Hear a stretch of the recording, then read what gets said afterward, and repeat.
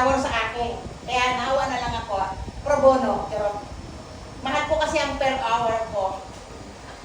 Tsaka dirham rates po ako 20 peso. Charot. Ganon, ganon.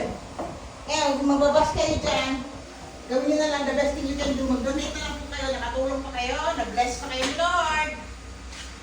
Ganon lang yan. Eh guys, sira na po yung TV namin, kaya wala kami panonood. Ano na po pala, oh? Biyak na!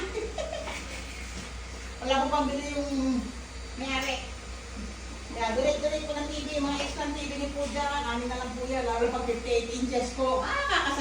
Masaya. Hindi na po kami mahirapang magbasa ng lyrics. Kasi malaki na po ang lyrics ng widescreen. Baka may mga extra kayo, bigyan naman. May telepono po kami, walang linya. Baka walang linya. Wala kang TV, pasensya na kayo. Para matawagan po namin kayo. May telepono namin. Yan guys, confirm. Walang linya. Ayan po guys. Pasensya na po. Kung mga gusto makapag-form po, ayan. Lagyan niyo po kami ng linya. Ah. Okay na? Ano raw? Kasi, Pinapatulog eh.